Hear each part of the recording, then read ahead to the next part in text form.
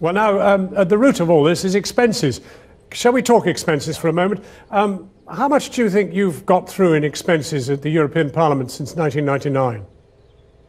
I've no idea. Less than most British MEPs, but I've no idea what the total figure is. Well, in 2009, you said it was 2 million at that point. So how much do you think since then?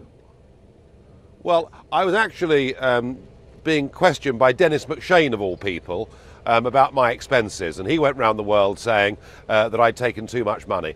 All I can tell you is that the system in Brussels is entirely different, laxer in many ways than Westminster, but actually we operate mostly on a system of allowances and not expenses. Yeah, but the problem is your party in Europe has a most execrable record on expenses. You've had one guy in prison, you've had others charged under the European Union. I mean, the fact is, it's a pretty nasty record, isn't it? The real issue with the Maria Miller case, I mean, partly it's the fact that the taxpayer has helped her make a profit of £1 million, but the real issue is that the Prime Minister doesn't seem to understand that people think something's wrong. He supported her all the way through, and now he's saying he'll have her back in the cabinet as soon as he can. So you will find in every political party people who do things that are wrong. The question is, how do you deal with it? Well, you gloss over the fact that you may well have taken tough measures with the two guys you got rid of, but the fact is you knew full well that your party was virtually surviving on the expenses that were being charged at the European Parliament. I mean, your record on expenses is worse than anybody's at Westminster. The sums are enormous. Oh, well, I think if you are accusing me, John, and UKIP, of taking the wherewithal provided by the European Parliament for us as MEPs and using it politically to campaign against Britain's membership of the European Union, well, if you think that's wrong, that's your decision. Actually, it's what our voters want us to do, and that is quite different. Yeah, that is quite different from benefiting personally. Yes. Unfortunately, we're dealing with a situation in the House of Commons where there were rules which were broken, although the minister in question was found not guilty of elements of it. But the truth of the matter is there are rules at the European Parliament which your party broke and then used the effluent to fund the party.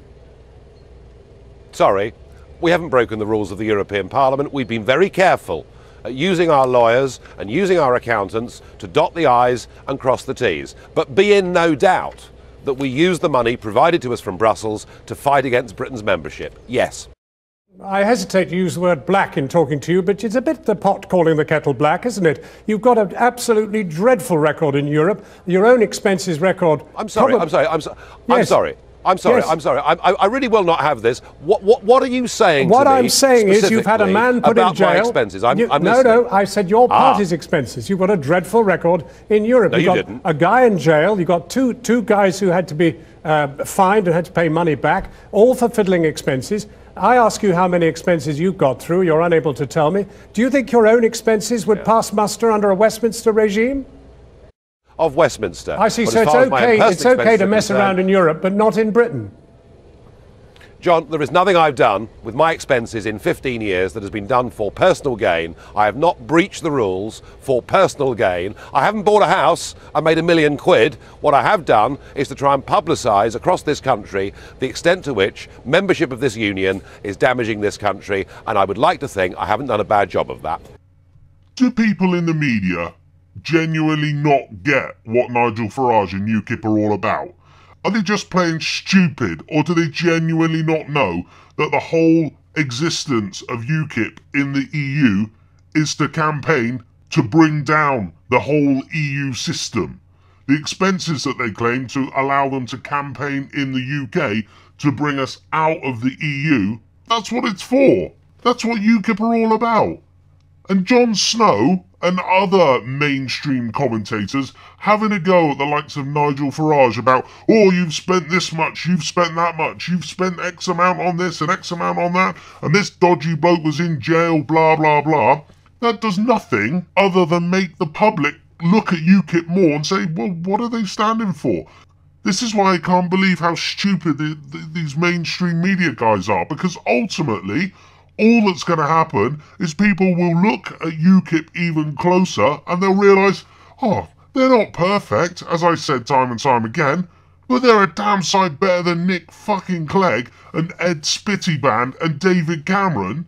It's just ridiculous the way that they demonise them over and over again. It's becoming almost embarrassing. I don't feel sorry for Farage when I see someone having a go at him because he can handle himself. I feel sorry for the interviewer, Jon Snow and his snazzy socks. I mean, really?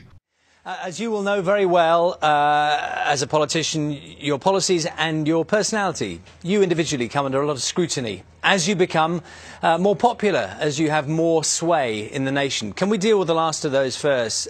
You yourself, these allegations about you as a young man, a 17-year-old man from teachers at your school, Dulwich School, they say you were called a fascist and a racist at that time.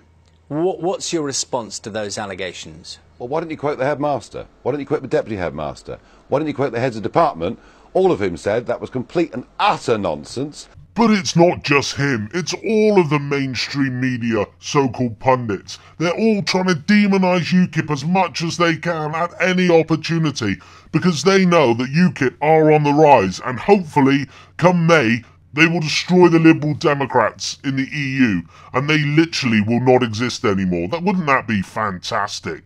We can get rid of Clegg then and get some other muppet in. Danny Alexander, how about that? I'm not sure he puts his own skidders on in the morning. I'm sure he needs a hand for that. Have you ever heard him? Honestly, have you ever heard him give a speech? It's embarrassing. It's so cringeful. And to think that, you know, he's going to be one of the leading contenders when Clegg gets the boot. Oh my God. The Liberal Democrats. You honestly can't help but laugh at them. They're such a non-entity.